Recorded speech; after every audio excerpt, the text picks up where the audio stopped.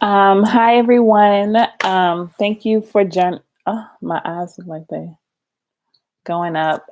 Thank you for joining my live. So today it's going to be basically about any questions or um, about soulmates or twin flames. Just go ahead and shoot them off, and I'll do my best to answer them for you. If you have questions about your specific situation, that's fine as well. Go ahead and leave them in the chat, and I'll do my best to answer them. So I guess now we're just waiting on the questions.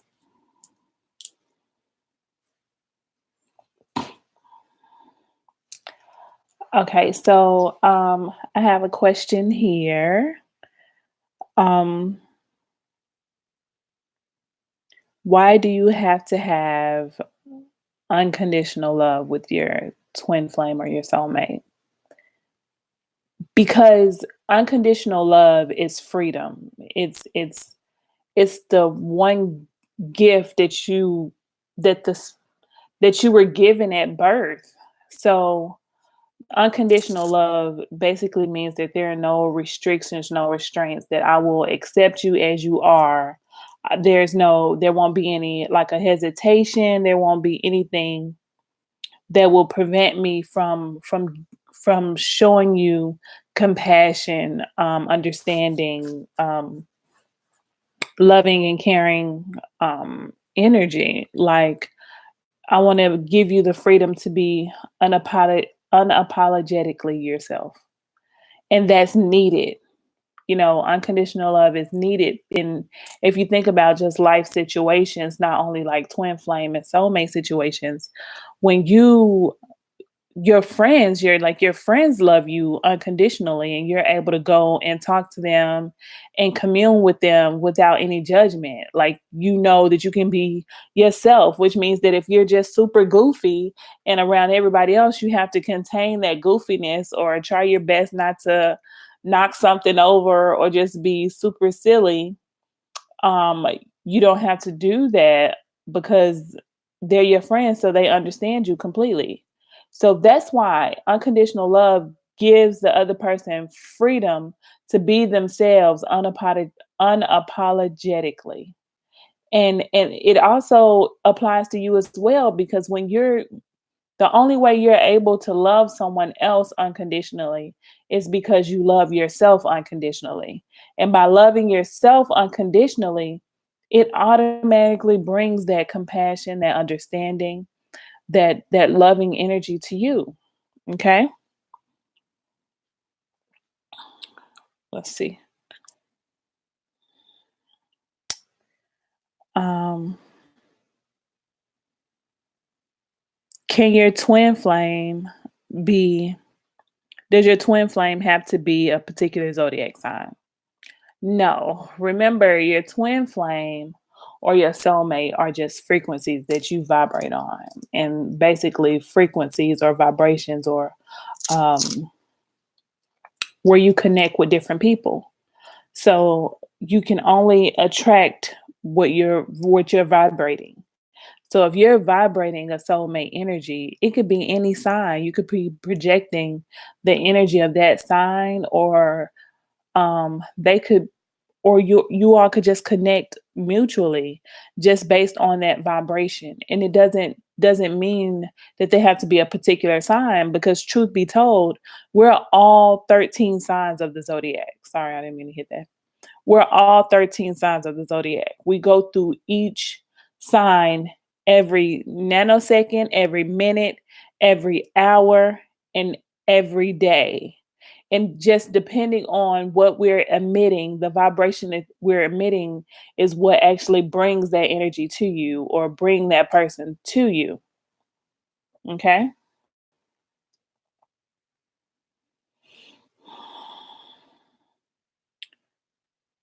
So what causes twin flame union? Okay.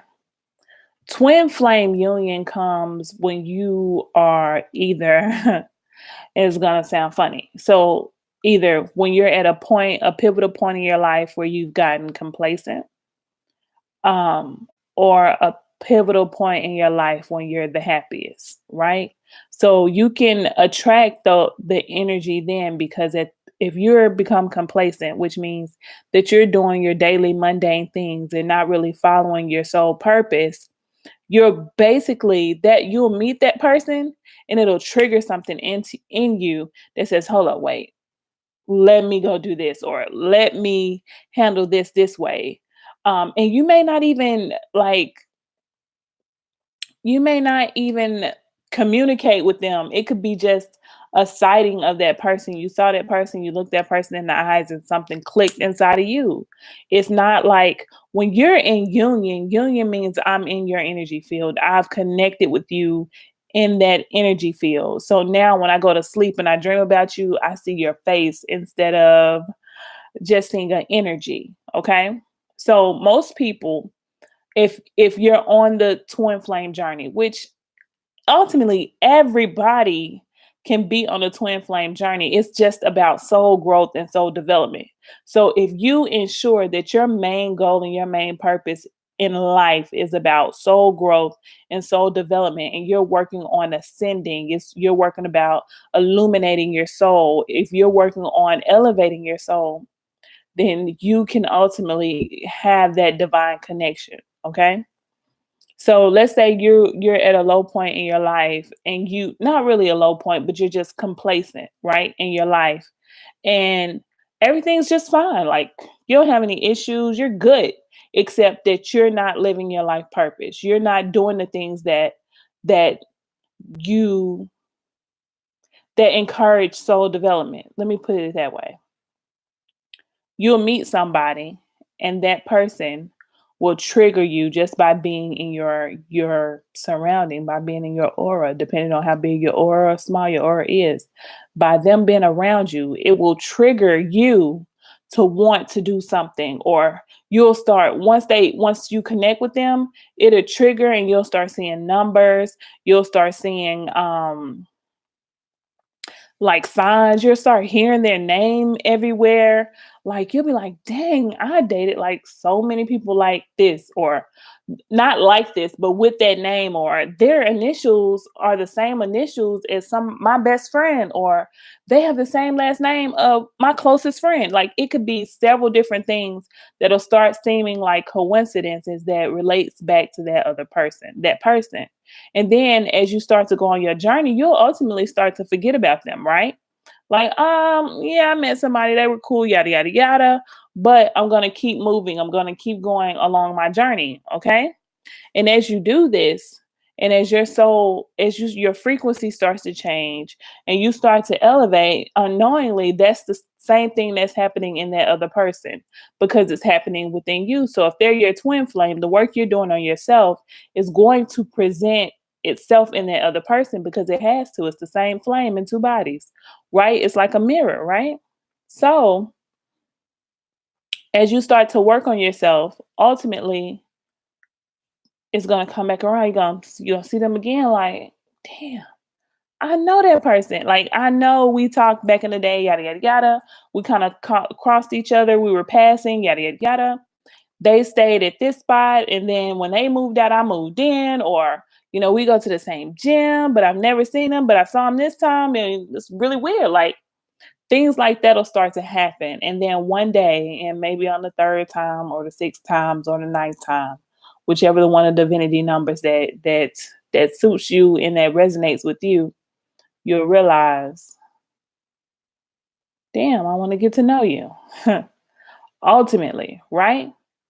And all the connection at your complacent point is just there to trigger you to basically start to elevate your soul, and it brings you into your divinity, i.e., if you're a divine flame, a divine feminine, or a divine masculine. Now, there's another time that you can meet them, and it'll be at your highest point where you're the happiest, right? And you are just feel like you just so in alignment. Everything's working out for you, and everything is going so wonderful. Like, you're happy, you're getting your goal, you're hitting your goals, you're doing great at work. Like, everything is practically just awesome for you, right? And then you meet that person. Now, it had you meet them, it's the same way when you're complacent. See, you're still at a good point in your life and you're still happy and you're still growing, but that spiritual aspect, the spirit aspect of who you are, you've neglected just a little bit. May not be a lot, but just a little bit.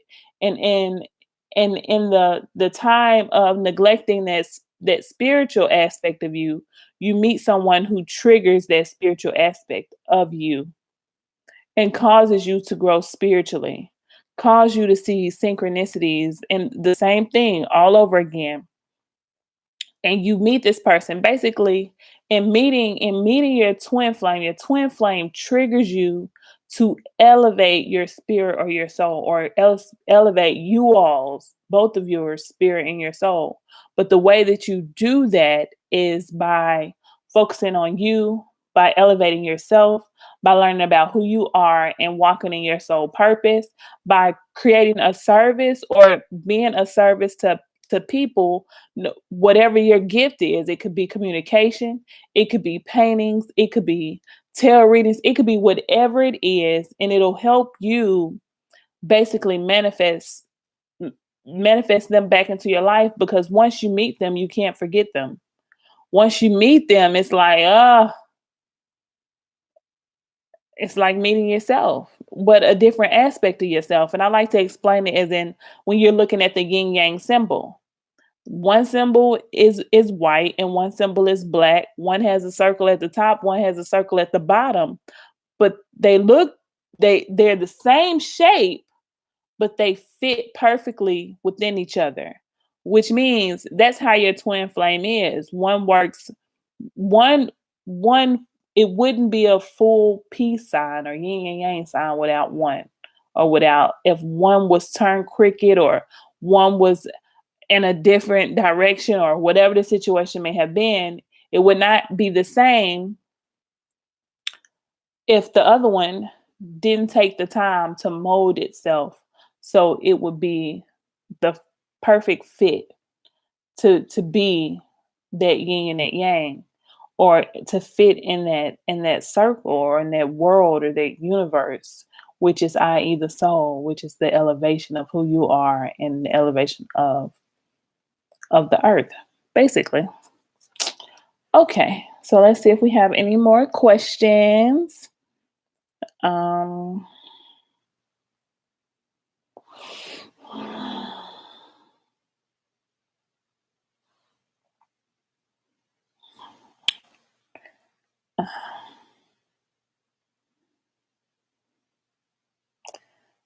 okay,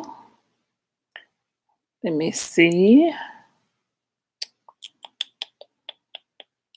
And feel free to go ahead and leave your questions or comments or anything below. Please like the video. It lets me know that the content that I'm actually putting out is resonating with you all, and it's a great, like, it's beneficial.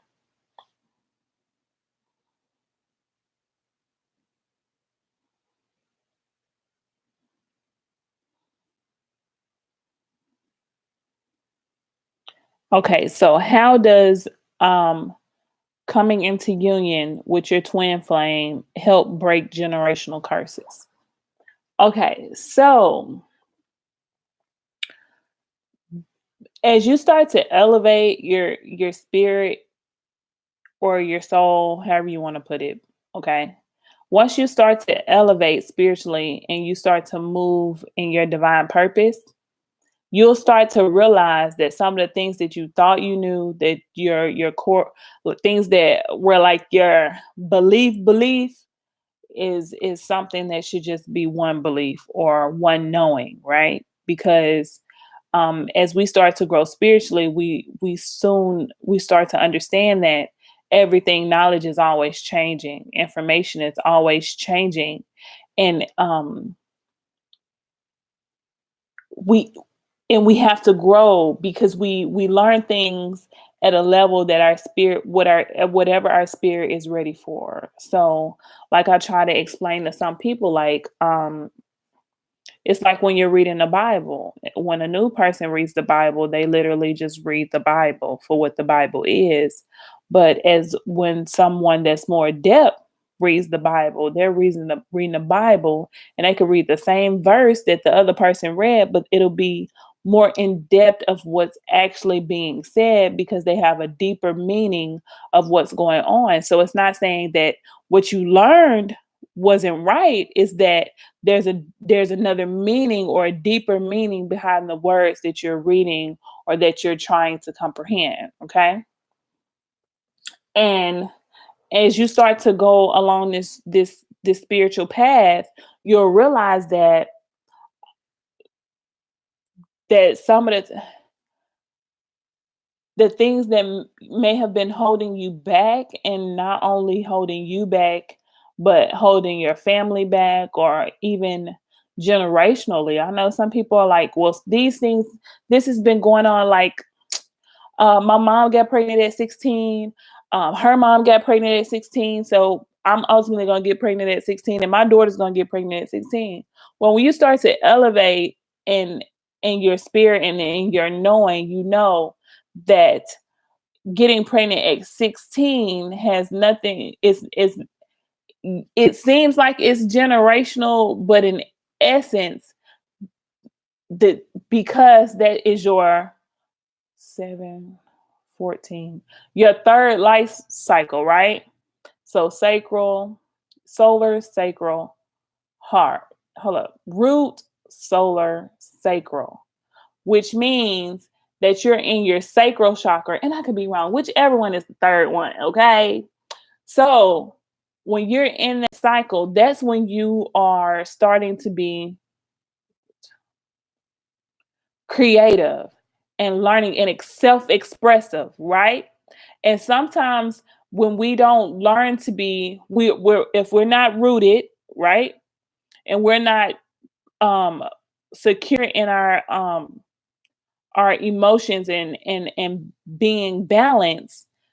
And then when we get to where we're not being creative or expressing ourselves, can sometimes cause us to express outwardly instead of inwardly, which is what causes, i.e., this generational curse. So when you start to meet your twin flame, of course, they'll help you. Well, they won't, but it'll trigger something inside of you to learn more about spirituality, your chakras. Not normally learning chakras and energy fields are normally the first thing that you go into trying to learn and understand. And when you do these things, and when you're learning about these things, it'll say, oh well, that makes sense why my mother was self-expressive this way, and her mother expressed herself this way. And that's why we've always had babies at 16, because we didn't have the true understanding of being grounded, our root chakra. We didn't have the true understanding of our personal energy, our personal power, which is our solar chakra. And then when we got to our sacral chakra, which is self-expression and um self expression emotionally and physically, because we didn't have the foundation that we needed, is what caused us to express ourselves that way.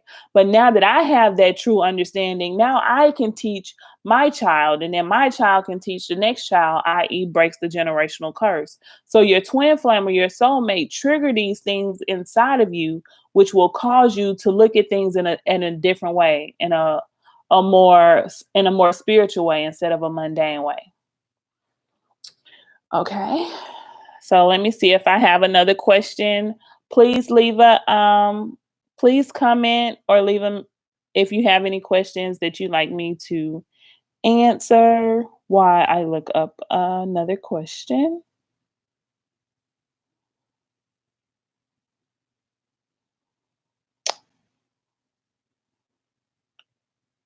Let's see.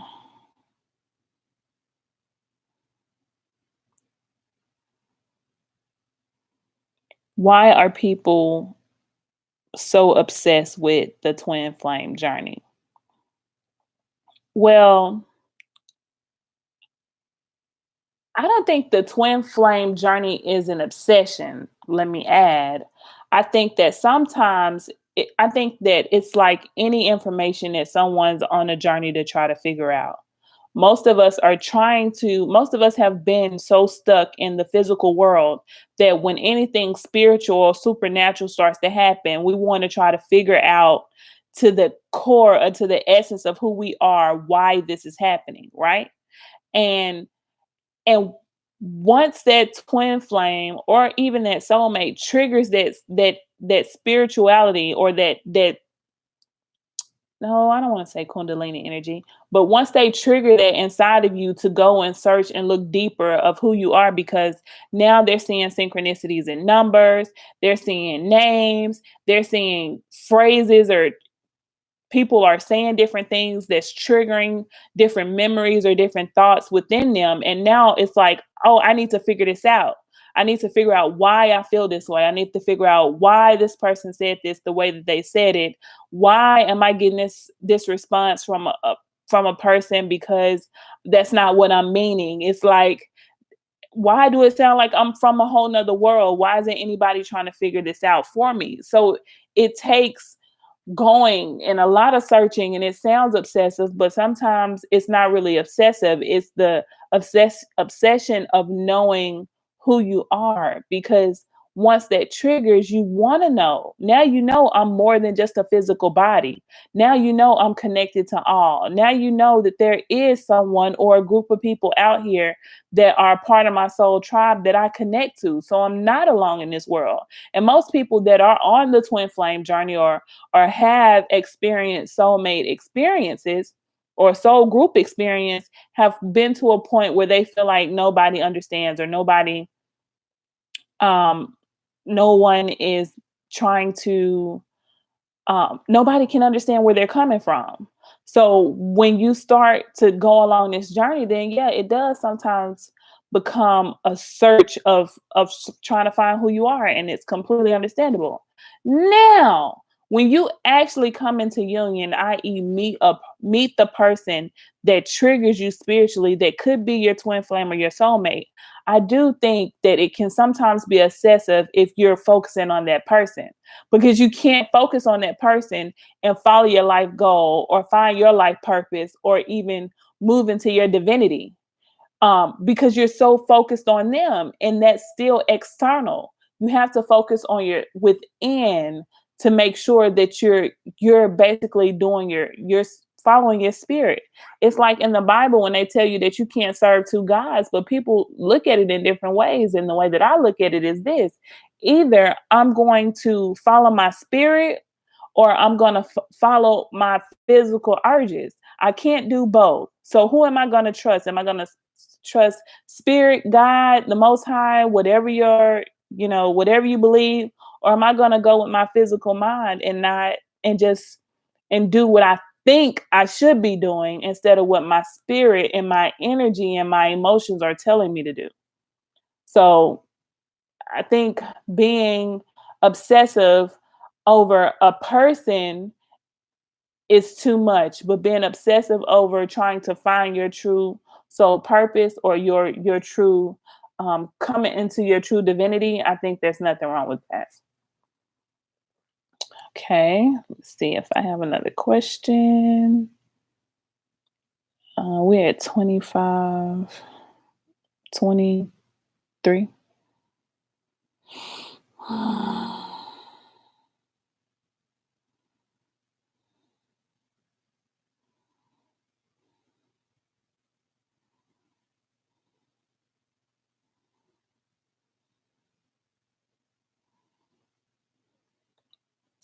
Okay, so it looks like I don't have any additional questions unless anybody want to leave a question in the chat, or please leave a comment down below and I'll do my best to answer. I guess I can give it a few more minutes to see if anyone else tunes in and have any questions.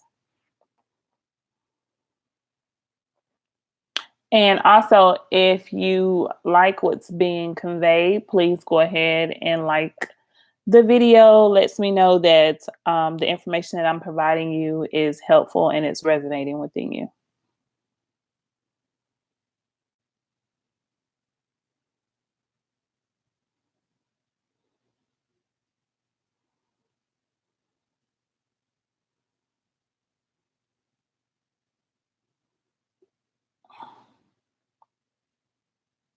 Okay. All right. Well, thanks everybody for tuning in. Hope you all have a wonderful evening.